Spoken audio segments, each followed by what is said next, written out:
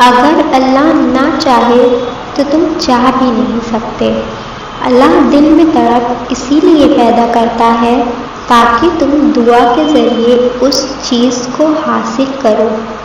اللہ جب تمہارے حصے میں انتظار لکھتا ہے تو وہ تمہارے حصے میں اس انتظار کا کوئی نہ کوئی صلہ بھی لکھتا ہے، اور اگر بات تہجد تک جا پہنچی ہے تو سمجھ لینا اللہ کی طرف سے تمہارے لیے کوئی خیر ہونے والی ہے۔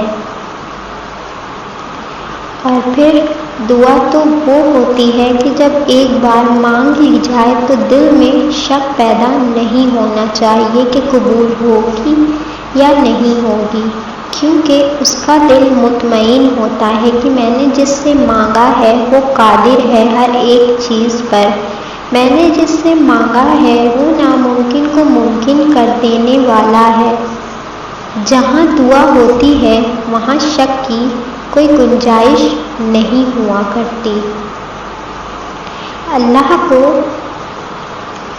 اپنے لکھے ہوئے نصیب سے بڑھ کر تمہاری مانگی ہوئی دعائیں عزیز ہوتی ہیں، اتنی عزیز کہ جب تم کچھ مانگتے ہو تب وہ یہ نہیں دیکھتا کہ نصیب میں ہے یا نہیں، بس وہ تمہاری دعاؤں کی شدت اور تڑپ دیکھتا ہے۔ اور پھر ٹوٹے دلوں کا سہارا تو تمہارا اللہ ہی ہے۔ جب کوئی اپنا نہیں ہوتا تو تمہارا سہارا تمہارا اللہ ہی ہوتا ہے۔ تکلیف حد سے زیادہ بڑھ جائے تو زخم پر مرہم رکھنے والا بھی اللہ ہی ہے۔ امید ٹوٹ جانے پر امید کی کرن پیدا کرنے والا بھی اللہ ہی ہے، اور گرنے پر تھام لینے والا بھی تمہارا وہ اللہ ہی ہے۔ بے انتہا کرب کے مارے وفاؤں کے ہارے جب تم خاموش سجدوں میں گرتے ہو تو وہ رب رحیم تمہاری خاموشی کا بھرم نہیں توڑتا۔ دنیا کی بے درد محبت سے ٹوٹے نادان دلوں کی صدائیں وہ کبھی نہیں موڑتا۔ بھر دیتا ہے ہر روح کو اپنی محبت سے، وہ کسی کے وجود کو کبھی بھی تنہا نہیں چھوڑتا۔ ہر بار کہتے ہو تم کہ وہ بہتر کرے گا، پھر تم کیوں اس بار مایوس ہوئے بیٹھے ہو؟ ہر بات کو اس کے حوالے کر دیتے ہو، پھر کیوں اس دفعہ اپنا کرم بڑھائے بیٹھے ہو؟ جیسے اس رب نے بچپن میں تمہیں گرنے پہ سنبھال لیا وہ آج بھی سنبھال لے گا، جیسے بچپن میں نادانیوں سے بھری دعائیں قبول کی وہ آج بھی ٹوٹی پھوٹی التجائیں سن لے گا۔ جیسے بچپن میں تمہیں آسمان کو تکتا دیکھ کر مسکراتا تھا وہ آج بھی تمہیں سجدوں میں دیکھ کر اتنا ہی خوش ہوتا ہے۔ جو اس نادان بھری عمر میں انکہی دعائیں سن لیتا تھا وہ آج بھی ٹوٹے دل کے افسانے سن لیتا ہے۔ گھبراؤ نہیں، جس نے بچپن سے سنبھالا وہ آج بھی گرنے نہیں دے گا تمہیں۔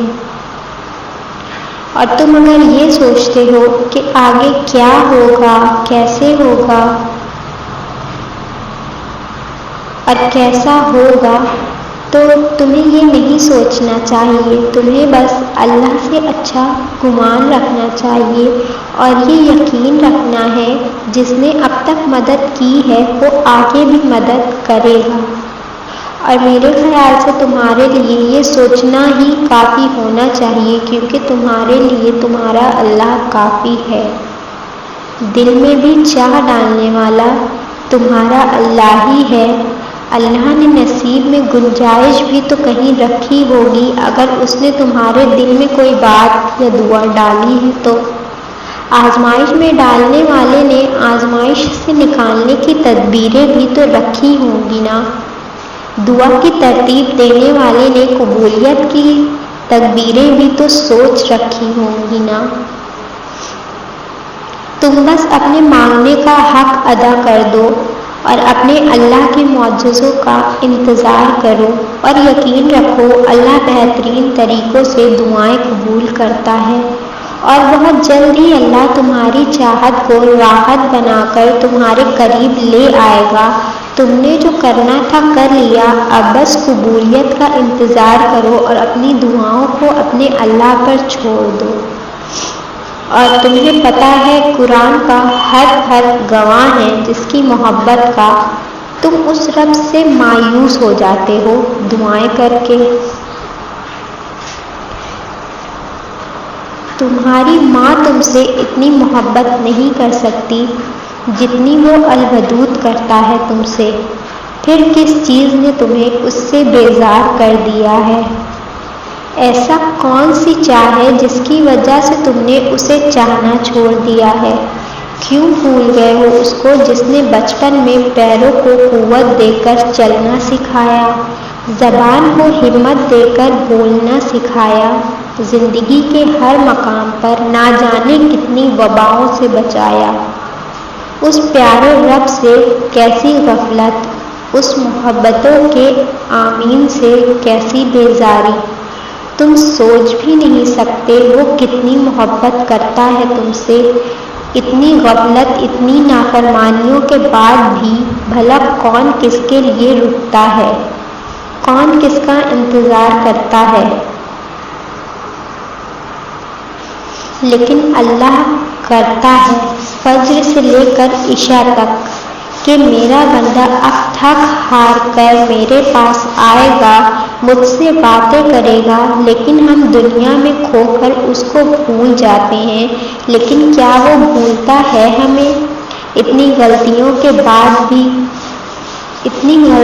بعد بھی اس نے تم سے تمہارا رزق نہیں چھینا، کیونکہ وہ جانتا ہے میرا بندہ ایک وقت بھی بنا کھائے نہیں رہ سکتا، نہیں جی سکتا، اپنی خوراک کے بغیر وہ رب رحیم ہے، اب کبھی تمہیں دکھ نہیں پہنچائے گا۔ اب بتاؤ، کر سکتا ہے کوئی تم سے اتنی محبت؟ نہیں نا؟ پھر کیوں دور ہو گئے ہو اپنے اللہ سے؟ یہی سوچتے ہو نا جسے ہم نے نہیں دیکھا اس پر کیسا یقین، وہ کیسا دکھتا ہوگا ہمیں تو معلوم ہی نہیں۔ تو سنو، جب دنیا میں آنے سے پہلے ماں کے پیٹ میں تھے تو کون حفاظت کر رہا تھا؟ کس کے پاس تھا؟ وہاں بھی تمہارے سانسوں کا حساب اللہ کے پاس نا۔ وہ تو پھر بھی محفوظ جگہ تھی۔ اس دنیا میں بھیجنے سے پہلے وہ یہ جانتا ہے کتنی ظالم دنیا ہے، یہ تو پھر کیسے ان ظالموں کے بیچ تمہیں تنہا چھوڑ سکتا ہے، کیسے تم سے بیزار رہ سکتا ہے؟ جیسے تمہاری ماں تمہارا خیال رکھتی ہے، ایک دن کھانا نہ کھاؤ آگے پیچھے رہتی ہے، وہ تو 70 ماؤں سے بڑھ کر تم سے محبت کرتا ہے۔ جہاں تمہاری حفاظت تمہاری ماں نہیں کرتی، وہ وہاں بھی تمہاری حفاظت کرتا ہے۔ زندگی کے ہر مقام پر، ہر قدم پر گرنے سے پہلے ہی تھام لیتا ہے، کوئی وسیلہ نکال دیتا ہے تو مڑ جاؤ اس کی طرف، رکھ دو اپنا وجود اس کے سامنے، سنا دو حال دل، دکھا دو ہر زخم اس کی بارگاہ میں ہی تمہیں اپنے زخموں کا مرہم مل جائے گا۔ اگر چاہے وہ کچھ زخم روح کے پوشیدہ ہو جائیں تو وہ خود تمہارے لیے مرہم بن جائے گا۔ تم اللہ کی طاقتوں کو کبھی کم مت سمجھو، وہ اگر مہینوں کو سالوں میں بدل سکتا ہے تو وہ قبولیت کی لمبی مسافتوں کو لمحوں میں بھی بدل سکتا ہے۔ اللہ سے زیادہ بھی بھلا کسی کو تمہاری فکر ہو سکتی ہے کیا؟ اس نے تو اپنے لکھے نصیب کی پرواہ نہیں کی، اس نے جب بھی دیکھا تمہاری دعاؤں کو دیکھا، تمہارے دل نے اللہ سے اس کے سوا ہر چیز مانگی، اس نے پھر بھی انکار نہیں کیا، اس نے پھر بھی تمہیں نوازا، یہ دیکھتے ہوئے بھی کہ تم نے اس سے دنیا کی ہر آشائش سے ہر نعمتیں مانگی، پر اللہ سے کبھی اللہ کو نہیں مانگا، اللہ کی محبت کو نہیں مانگا۔ جس نے 6 دنوں میں زمین آسمان اور ان کے درمیان ہر چیز میں جان پھونک کر اسے زندہ کر ڈالا، اس کے لیے تمہارا نصیب بدلنا کوئی بڑی بات نہیں ہے، کوئی مشکل نہیں ہے۔ وہ تو بس ایک اشارہ فرماتا ہے اور نہ جانے کتنی تقدیریں سنور جایا کرتی ہیں۔ اور دنیا سے ہارے بے انتہا کرب کے مارے دلوں کی دعائیں اللہ کو بہت پیاری ہوتی ہیں، کیونکہ ٹوٹے دل اللہ کے وہاں بہت معنی رکھتے ہیں اور ان دلوں کی دعائیں اللہ کو سب سے زیادہ عزیز ہوتی ہیں۔ آغاز بھلے ہی تمہارے مطابق نہ ہو، لیکن اختتام ویسا ہوتا ہے جیسا تم چاہتے ہو۔ بات تو محض بس تمہارے صبر اور اللہ پر توکل کرنے کی ہے۔ اگر کبھی زندگی تمہارے مطابق نہ ہو تب بھی اللہ تعالیٰ سے تم بدگمان نہ ہونا، کیونکہ ماں اپنے بچے کو نقصان سے بچانے کے لیے رلا ہی کیوں نہ دے، لیکن اختتام میں اس کا برا کبھی نہیں چاہے گی۔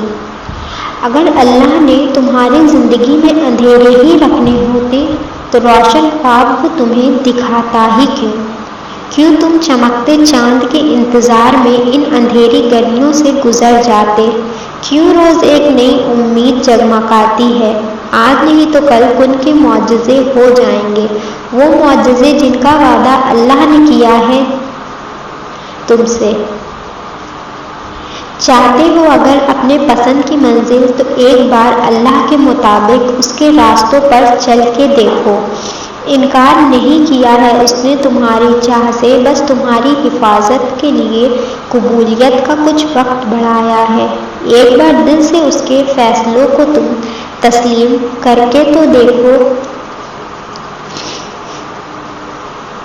کچھ لوگوں کو پھر اللہ نے بنایا بھی بس آزمائش کے لیے ہی ہوتا ہے۔ وہ اللہ کے اتنے لاڈلے ہوتے ہیں کہ زندگی کے ہر مقام پر اللہ انہیں آزماتا ہے۔ دنیا میں بھلے ہی ان کے لیے سکون نہیں ہوتا، لیکن اللہ نے آخرت ان کی بہت پرسکون لکھی ہوتی ہے۔ تو اگر تم آزمائے جا رہے ہو تو تم اللہ کے پیارے ہو کہ وہ تمہیں آزما رہا ہے، تمہیں تکلیف میں ڈال رہا ہے۔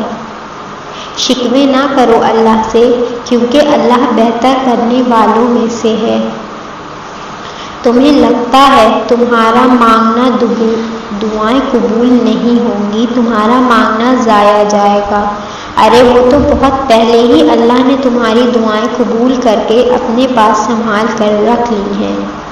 تم نا امید ہو کر مت بیٹھو، کچھ نہیں ہو سکتا یہ مت سوچو۔